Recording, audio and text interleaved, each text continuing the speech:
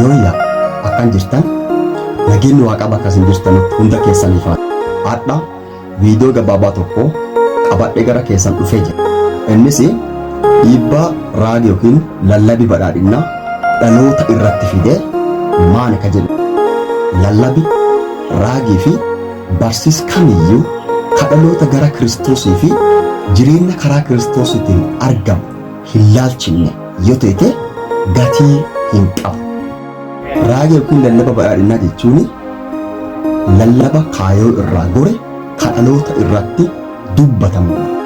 Lallaba kaayoo irraa gore yennaa jennu lallabi kamiyyuu ka dhaloota gara mootummaa waaqaa laalchisuu fi ka dhaloota gara waaqaa deebisu ta'uu qaba. Ka kanarraa hafe ka miiraa fi yaada mataa ifirraa ka'uun dubbatama. Miiraa fi jireenya namootaa gammachiisuuf lallabnu kamiyyuu lallaba gatii hin qabne. Yeroo hedduu namooti barsiisa badhaadhinaa hordofanu kitaaba wayyicha keessaa luqisii isaan gammachiitu qofa fudhachuun tun ergaatiyya naaf barroota ameen naaf teetu jedhanii gara jireenya ifiitti fiduuf yaalan.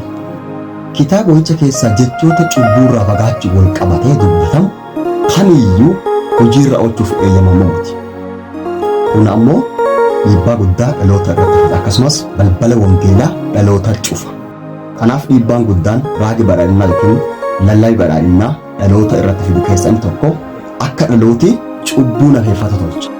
Cubbuu nafeeffachuun cubbuu waliin fira ta'anii jiraachuudha. Garaa cubbuurra araara galanuu dhabanii cubbuu waliin fira ta'anii waaqa tajaajiluuf yaaluudha. Namooti hedduun cubbuu waan nafeeffatanii jiranuu fi waldaa kiristaanaa keessatti qulqullummaan hin hir'ata. Lammaffaanii dhiibbaa raagii yookiin lallabii badhaadhinaa dhaloota irratti fide keessaa inni lammaffaanii akka dhalooti gara galee ifi hin laalle tolcha. Namni haga laftana gubbaa jiru parfektii miti. Dadhabbina qaba. Dogongora hojuu danda'a.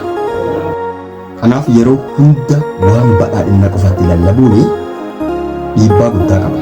Dhalooti yennaa waan kanatti dubbatan akka waan cubbuu hin qabneetti ilaala.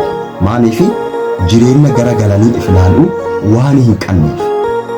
Yaadi sadaffaanii dhiibbaa raagii yookiin lallabii badhaadhinaa dhaloota irratti fide ilaalcha dhalootaa jireenya karaa Kiristoosiitiin argame irraa kaasa.